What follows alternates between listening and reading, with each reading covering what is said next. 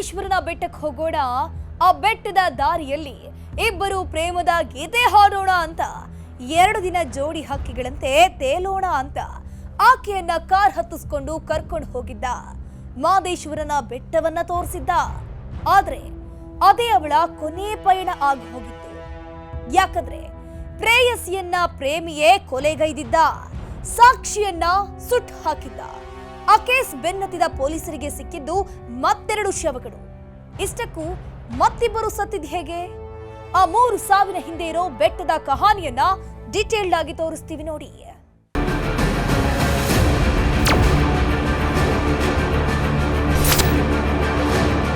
ಅದು ಮಧ್ಯರಾತ್ರಿ ಹೊತ್ತು, ದಟ್ಟ ಕಾಡು, ಬೆಟ್ಟದ ದಾರಿ. ಅಂತಹ ಭಯಾನಕವಾದ ಕಾಡಿನಲ್ಲೇ ಆತ ಲಾರಿ ನಿಲ್ಲಿಸಿದ್ದ. ನೇಚರ್ ಕಾಲಿಂಗ್ನಲ್ಲಿದ್ದವನು ಅರ್ಧಕ್ಕೆ ಗಾಡಿ ನಿಲ್ಲಿಸಿದ್ದ. ಹೀಗೆ ನೇಚರ್ ಕಾಲಿಂಗ್ನಲ್ಲಿದ್ದವನು ರಸ್ತೆಯ ಬದಿಯಲ್ಲಿ ಬರ್ತಿದ್ದ ಆ ಕಮಟು ವಾಸನೆ ಕಡೆ ಗಮನ ಕೊಟ್ಟು ಹೆಜ್ಜೆ ಹಾಕ್ತಾನೆ. ಈ ನಡುವೆಯೇ ನೋಡಿ ಆತ ಎದ್ನೋ ಬಿದ್ನೋ ಅಂತ ವಾಪಸ್ ತನ್ನ ಲಾರಿಯ ಬಳಿಗೆ ಓಡೋಡಿ ಹೋಗೋದು. ಯಾಕಂದ್ರೆ ಆ ಹೊತ್ತಲ್ಲೇ ಯುವತಿಯ ದೇಹವೊಂದು ಸುಟ್ಟು ಕರಕಲಾಗಿ ಬಿದ್ದಿತ್ತು. ಈ ವಿಷಯವನ್ನ ಪೊಲೀಸರಿಗೆ ತಿಳಿಸಿದ ಆತ ಅಲ್ಲಿಂದ ತಿರುಗಿಯೂ ನೋಡದೆ ಓಡಿ ಹೋಗಿದ್ದ.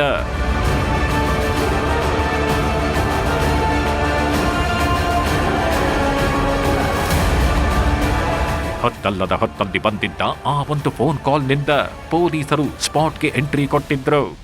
ಆಗ ಪೊಲೀಸರಿಗೆ ಒಂದು ಮೃತದೇಹ ಕಾಣಿಸಿತ್ತು.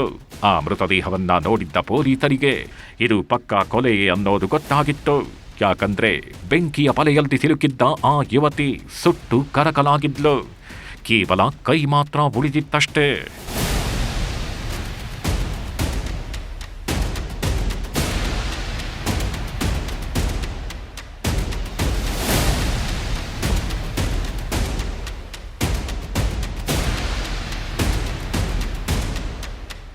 ಇದು ಮಂಡ್ಯ ಜಿಲ್ಲೆ ಮಳವಳ್ಳಿ ತಾಲೂಕಿನ ಜವನಗುಡ್ಡ.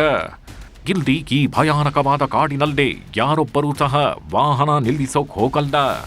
ಇಂತಹ ಜಾಗದಲ್ಲೇ ಯುವತಿಯನ್ನ ಕೊಲೆಗೈದು ಸುಟ್ಟು ಹಾಕಲಾಗಿದೆ ಅನ್ನೋದನ್ನ ಪೊಲೀಸರು ಅಂದಾಜಿಸಿದ್ರು. ಆದರೆ ಸುಟ್ಟು ಹೋಗಿರೋ ಆ ಮೃತದೇಹ ನೋಡಿದ್ದ ಪೊಲೀಸರಿಗೆ ಸತ್ತವಳು ಯಾರು ಅನ್ನೋದು ಗೊತ್ತಾಗೋದಿಲ್ಲ. ಹೀಗಾಗಿ ಪೊಲೀಸರು ಸ್ಥಳದಲ್ಲಿ ಏನಾದರೂ ಕ್ಲೂ ಸಿಗತ್ತಾ ಅಂತ ತಡಕಾಡಿದ್ರು. ಆಗ್ಲೇ ನೋಡಿ ಪೊಲೀಸರಿಗೆ ಕೆಲ ವಸ್ತುಗಳು ಕಾಣಿಸಿಕೊಂಡಿದ್ವು.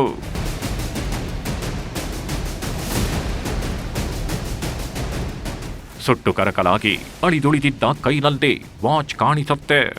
ಅದೇ ಕೈನ ಬೆರಳಿನಲ್ಲಿ ಹೃದಯದ ಚಿಹ್ನೆ ಇರೋ ಉಂಗುರ. ಆ ಉಂಗುರದ ಪಕ್ಕದಲ್ಲೇ ಮತ್ತೊಂದು ಪ್ಲೇನ್ ಉಂಗುರ ಸಿಕ್ಕಿತ್ತು. ಜೊತೆಗೆ ಏರ್ ಕ್ಲಿಪ್ಪು, ಜೀನ್ಸ್ ಪ್ಯಾಂಟ್ ಪತ್ತೆಯಾಗತ್ತೆ. ಈ ನಡುವೆಯೇ ಪೊಲೀಸರಿಗೆ ಒಂದು ಸುಟ್ಟು ಹೋಗಿದ್ದ ಕೀ ಕೂಡ ಕಾಣಿಸಿತ್ತು. ಆ ಕೀ ಒಂದು ಸ್ಟೋರಿಯನ್ನೇ ಹೇಳಿತ್ತು. ಆ ಕೀ ಮೂಲಕವೇ ಸತ್ತವಳು ಯಾರು ಅನ್ನೋದನ್ನ ಪತ್ತೆ ಮಾಡೋ ಕಾರ್ಯಕ್ಕೆ ಪೊಲೀಸರು ಮುಂದಾಗಿದ್ರು.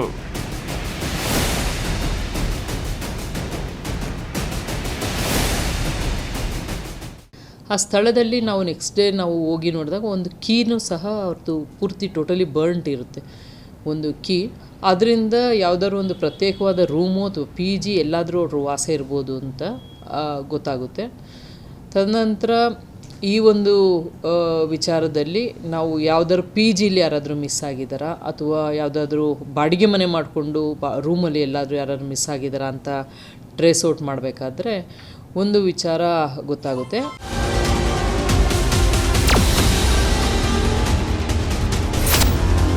ಅದು ಜೂನ್ 24ನೇ ತಾರೀಕು.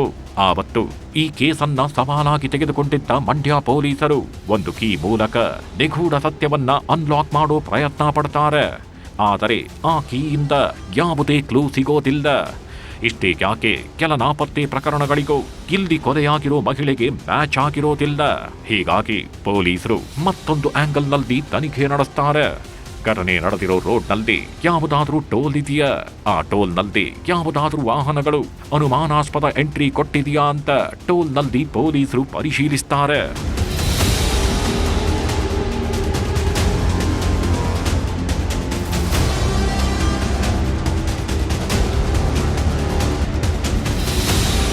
ಎಷ್ಟೊತ್ತಿಗೆ ಕೊಲೆಯಾಗಿರಬಹುದು, ಯಾವಾಗ ಯುವತಿಯ ಮೃತದೇಹಕ್ಕೆ ಬೆಂಕಿ ಇಟ್ಟಿರಬಹುದು ಅಂತ ಅಂದಾಜಿಸ್ತಾರೆ.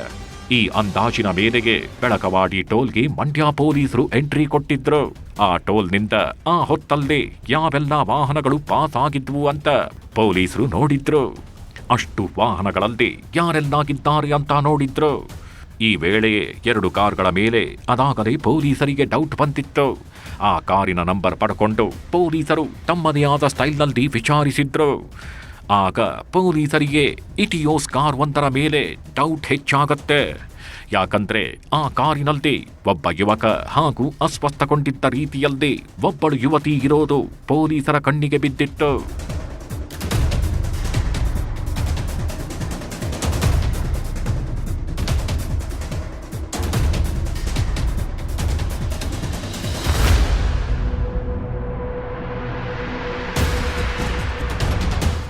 ಅದರಲ್ಲಿ ಒಂದು ವೆಹಿಕಲ್ ಯಾವುದೋ ಒಂದು ಬೇಟೆಗಾಗಿ ಹೋಗಿರ್ತಾರೆ, ಅವ್ರದ್ದು ಸಸ್ಪೆಕ್ಟ್ ಬರ್ತದೆ, ಅದನ್ನು ಎಲಿಮಿನೇಟ್ ಮಾಡ್ತೀವಿ. ತದನಂತರ ಇನ್ನೊಂದು ವೆಹಿಕಲ್ ಸಸ್ಪೆಕ್ಟ್ ಬರುತ್ತೆ, ಅವ್ರಿಗೂ ಫೋನ್ ಮಾಡಿ ಯಾವುದೋ ಒಂದು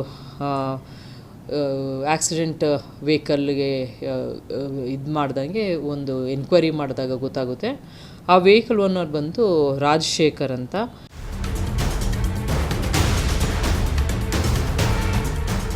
ಅದೊಂದು ಇಟಿಯೋಸ್ ಕಾರ್ ಮಾಲೀಕನ ಅಡ್ರೆಸ್ ಸಿಕ್ತಾಗಿದ್ದಂತೆ ಪೊಲೀಸರಿಗೆ ತಮಿಳುನಾಡಿನ ರಾಜಶೇಖರ್ ಮೇಲೆ ಡೌಟ್ ಬರುತ್ತೆ. ಆ ರಾಜಶೇಖರ್ನನ್ನ ಹುಡುಕೊಂಡು ಪೊಲೀಸರು ಸೀದಾ ತಮಿಳುನಾಡಿಗೆ ಹೋಗಿರ್ತಾರೆ. ಆದರೆ ಮಂಡ್ಯ ಪೊಲೀಸರಿಗೆ ಮತ್ತೊಂದು ಶಾಕ್ ಎದುರಾಗಿತ್ತು.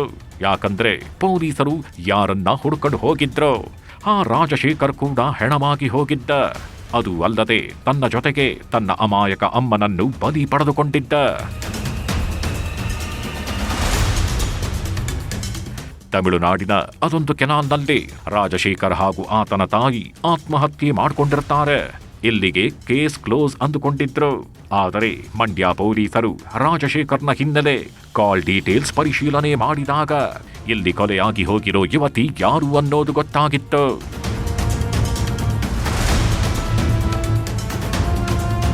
ಈಕೆಯ ಹೆಸರು ನಳಿನಿ ಅಂತ. ಬೆಂಗಳೂರಿನ ಕಾಡುಗೋಡಿ ನಿವಾಸಿ. ಜೆಪಿ ನಗರದಲ್ಲಿ ಸ್ನೇಹಿತರೊಂದಿಗೆ ವಾಸಾಗಿದ್ಲು. ಮದುವೆಯಾಗಿ ಗಂಡನನ್ನೇ ಬಿಟ್ಟಿದ್ದ ಈ ನಳಿನಿ ಬ್ಯೂಟಿ ಪಾರ್ಲರ್ ಒಂದರಲ್ಲಿ ಕೆಲಸಕ್ಕೆ ಸೇರ್ಕೊಂಡಿದ್ಲು. ಬದುಕಿನಲ್ಲಿ ನಡೆದಿರೋ ಆ ಕಹಿ ಘಟನೆ ನೆನಪಿಸಿಕೊಂಡು ಬೇಜಾರ್ನಲ್ಲೇ ದಿನ ಕಳೆಯುತ್ತಿದ್ಲು. ಇಂತಹ ಸಮಯದಲ್ಲಿ ಅದೊಂದು ದೇಗುಲದಲ್ಲಿ ನಳಿನಿಗೆ ಈ ರಾಜಶೇಖರ್ನ ಪರಿಚಯವಾಗಿತ್ತು. ಆ ಪರಿಚಯ ಎಲ್ಲಿ ತನಕ ಹೋಗಿತ್ತು ಅಂದ್ರೆ ಇಬ್ಬರು ಪ್ರೀತಿ ಮಾಡ್ಕೊಂಡಿದ್ರು. ಬೆಂಗಳೂರಿನಲ್ಲಿ ಪ್ರೇಮಿ ಜೋಡಿಯಂತೆ ಓಡಾಡ್ಕೊಂಡಿದ್ರು. ಹೀಗಾಗಿ ಜೂನ್ 22ನೇ ತಾರೀಕು ಈಕೆ ರಾಜಶೇಖರ್ನ ಜೊತೆ ತಮಿಳುನಾಡಿಗೆ ಹೋಗ್ತಾಳೆ. ಅಲ್ಲಿಂದ ಮಾದೇಶ್ವರನ ಬೆಟ್ಟಕ್ಕೆ ಹೋಗ್ತೀನಿ ಅಂತ ಸ್ನೇಹಿತೆಗೆ ತಿಳಿಸಿದ್ಲು.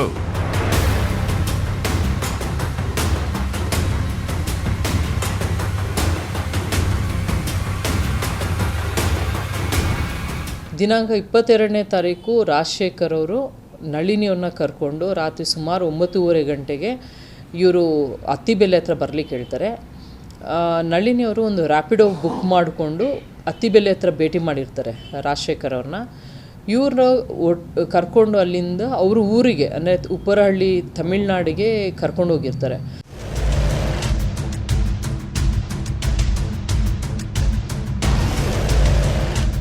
ಮಾದೇಶ್ವರನ ಬೆಟ್ಟಕ್ಕೆ ಹೋಗ್ತಿದ್ದೀನಿ ಅಂತ ಹೋಗಿದ್ದಾಗಿ ನಳಿನಿ ಮತ್ತೆ ವಾಪಸ್ ಬರೋದೇ ಇಲ್ಲ.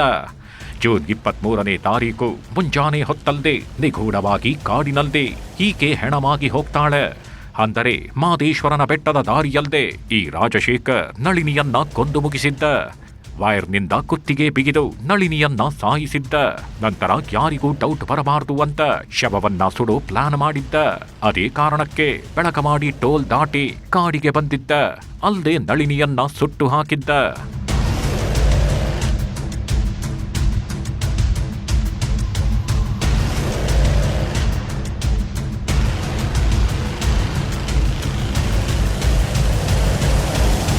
ಇಪ್ಪತ್ತೆರಡನೇ ತಾರೀಕು 10:45 ಗಂಟೆಯಲ್ಲಿ ನಳಿನಿಯವ್ರು ಫೋನ್ ಮಾಡಿ ಒಂದು ಬೆಕ್ಕು ಊಟ ಹಾಕು ಅಂತ ಹೇಳಿರ್ತಾರೆ ಅವ್ರ ಫ್ರೆಂಡ್ ಶ್ರೇಯಾಗೆ.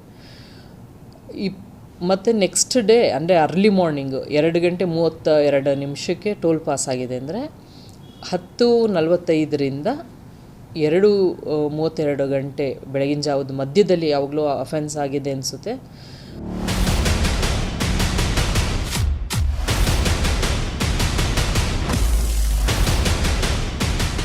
ಪ್ರೇಯಸಿಯನ್ನ ಕೊಲೆ ಮಾಡಿದ ಬಳಿಕ ಈ ರಾಕ್ಷಸ ರಾಜಶೇಖರ್ ಇನ್ನೊಂದು ಪ್ಲಾನ್ ಮಾಡಿದ್ದ.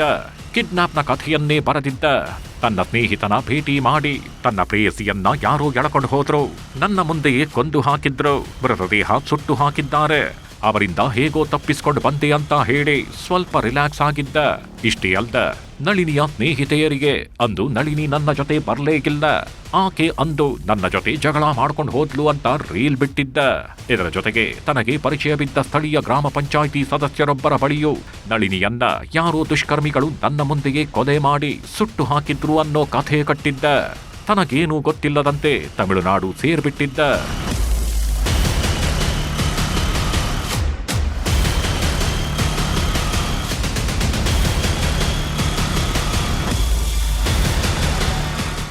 ಆವತ್ತು ಪೊಲೀಸರಿಗೆ ಒಬ್ಬ ಲಾರಿ ಡ್ರೈವರ್ ಸುಟ್ಟು ಕರಕಲಾಗಿರೋ ಮೃತದೇಹದ ಬಗ್ಗೆ ಮಾಹಿತಿ ಕೊಟ್ಟಿದ್ದ. ಸಮಯವನ್ನು ಕೂಡ ಪೊಲೀಸರಿಗೆ ತಿಳಿಸಿದ್ದ. ಆತ ಹೇಳಿದ್ದ ಸಮಯ ಪೊಲೀಸರಿಗೆ ಸಹಾಯ ಮಾಡಿತ್ತು. ಯಾಕಂದ್ರೆ ಅದೇ ಸಮಯದಲ್ಲದೆ ಯಾವ್ಯಾವ ಕಾರುಗಳು ಟೋಲ್ ದಾಟಿ ಹೋಗಿವೆ, ಆ ಕಾರ್ನಲ್ಲಿ ಯಾರೆಲ್ಲಾಗಿದ್ದಾರೆ ಅನ್ನೋ ಡೌಟ್ ಮೇಲೆ ತನಿಖೆ ಕೈಗೊಂಡಾಗ ರಾಜಶೇಖರ್ ಸಿಕ್ಕಿಬಿದ್ದಿದ್ದ. ರಾಜಶೇಖರ್ಗೆ ಪೊಲೀಸರು ಫೋನ್ ಮಾಡಿ ಕಾಲ್ ಮಾಡ್ತಿದ್ದಂತೆ ರಾಜಶೇಖರ್ ಫುಲ್ ಟೆನ್ಷನ್ಗೊಳಗಾಗಿದ್ದ. ಸಾಕ್ಷಿ ನಾಶ ಮಾಡಿದ್ರು, ಮೃತದೇಹ ಸುಟ್ಟು ಬಂದಿದ್ರು, ಪೊಲೀಸರಿಗೆ ಮಾಹಿತಿ ಸಿಕ್ಕಿದೆ. ಪೊಲೀಸರಿಗೆ ತನ್ನ ಮೇಲೆ ಡೌಟ್ ಬಂದಿದೆ ಅಂತ ರಾಜಶೇಖರ್ ಭಯ ಪಟ್ಟಿದ್ದ ಅನ್ಸತ್ತೆ. ಪೊಲೀಸರು ತನ್ನನ್ನ ಬಂಧಿಸ್ತಾರೆ ಅನ್ನೋ ಆತಂಕದಲ್ಲದೆ ತಾಯಿಯ ಜೊತೆ ಮಾಡಿಕೊಂಡಿದ್ದಾನೆ. ತಾಯಿಯ ಕುತ್ತಿಗೆ ಹಿಡಿದುಕೊಂಡೇ ಸತ್ತಿದ್ದಾನೆ. 28ನೇ ತಾರೀಕು ಯಾವಾಗ ಪೊಲೀಸರು ಫೋನ್ ಮಾಡಿ, ಮಂಡ್ಯ ಜಿಲ್ಲೆ ಪೊಲೀಸರು ಫೋನ್ ಮಾಡಿ ಅವರು ವಿಚಾರಣೆ ಮಾಡ್ತಾರಲ್ಲ, ಆ ಟೈಮಲ್ಲಿ ಇವ್ರಿಗೆ ಭಯ ಆಗುತ್ತೆ. ಇವರು ಅದೇ ಗ್ರಾಮದ ಒಂದು ಗ್ರಾಮ ಪಂಚಾಯತಿ ಮೆಂಬರ್ನ ಭೇಟಿ ಮಾಡ್ತಾರೆ. ಭೇಟಿ ಮಾಡಿ ಅವ್ರಿಗೆ ಅದೇ ಸ್ಟೋರಿ ಹೇಳ್ತಾರೆ. ನಾನು ಯಾವುದೋ ಹುಡುಗಿನ ಕರ್ಕೊಂಡು ಹೋದೆ, ಯಾರೋ ಬಂದು ಮರ್ಡ್ರ್ ಮಾಡಿಬಿಟ್ರು, ನನ್ನ ಮುಂದೆನೇ ಸುಟ್ಟಾಕಿದ್ರು ಅಂತ. ಅವರು ನೀನು ಹೋಗಿ ಕಂಪ್ಲೇಂಟ್ ಕೊಡು ಅಂತ ಹೇಳಿದಾಗ ಕಂಪ್ಲೇಂಟ್ ಕೊಡಲ್ಲ ಇವರು. ಅವತ್ತು ರಾತ್ರಿ 28ನೇ ರಾತ್ರಿ ಇವರು ಮತ್ತು ಅವ್ರ ತಾಯಿ ಜೊತೆಯಲ್ಲಿ ಇವರು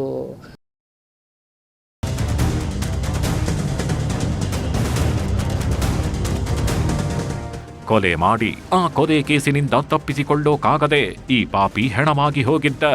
ಏನೂ ತಪ್ಪು ಮಾಡದ ತನ್ನ ತಾಯಿಯನ್ನ ತನ್ನ ಜೊತೆಗೆ ಸಾಯುವಂತೆ ಮಾಡಿದ್ದಾನೆ. ಆದ್ರೆ ಇಷ್ಟಕ್ಕೆಲ್ಲ ಕಾರಣ ಏನು ಅನ್ನೋದು ಗೊತ್ತಾಗಿರಲಿಲ್ಲ. ಹೀಗಾಗಿ ಪೊಲೀಸರು ರಾಜಶೇಖರ್ನ ಸ್ನೇಹಿತರು ಹಾಗೂ ನಳಿನಿಯ ಸ್ನೇಹಿತರನ್ನ ಸಂಪರ್ಕಿಸಿ ಪೊಲೀಸರು ವಿಚಾರಣೆ ಮಾಡ್ತಾರೆ.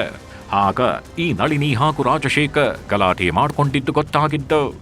ಯಾಕಂದ್ರೆ ಕಳೆದ 1 ತಿಂಗಳಿಂದ ಮದುವೆ ಮಾಡ್ಕೋ, ನೀನು ನನ್ನನ್ನ ಪ್ರೀತಿಸಿದ್ದೀಯ, ಯಾವಾಗ ಮದುವೆ ಮಾಡ್ಕೊಳ್ತೀಯ ಹೇಳು ಅಂತ ರಾಜಶೇಖರ್ನನ್ನ ಈ ನಳಿನಿ ಕಾಡಿಸಿದ್ಲಂತೆ. ಮದುವೆ ಆಗುವಂತ ಪೀಡಿಸ್ತಿದ್ಲಂತೆ. ಆಂಟಿ ಮೇಲಿನ ಮೋಹಕ್ಕಾಗಿ ಪ್ರೀತಿಯ ನಾಟಕ ಆಡಿದ್ದ. ಕೇವಲ ಅವಳ ಜೊತೆ ಸುತ್ತಾಡೋಕೆ ಚಿನ್ನು ಮುದ್ದು ಅಂತಿದ್ದ. ಆದರೆ ಮದುವೆ ವಿಷಯ ಬರ್ತಿದ್ದಂತೆ ರಾಜಶೇಖರ್ ರಾಕ್ಷಸನಾಗಿ ಹೋಗ್ತಾನೆ. ಇವಳನ್ನ ಹೀಗೆ ಬಿಟ್ರೆ ಆಗೋದಿಲ್ಲ ಅಂತ ಕೊಲೆ ಮಾಡೋ ಸಂಚು ರೂಪಿಸಿದ್ದಾನೆ. ಮಾದೇಶ್ವರನ ಬೆಟ್ಟ ತೋರಿಸಿ ಕೊಂದು ಮುಗಿಸಿದ್ದಾನೆ. ಕೊನೆಗೆ ತಾಯಿಯ ಜೀವವನ್ನು ಬಲಿ ಪಡೆದು ತಾನು ಸತ್ತಿದ್ದಾನೆ.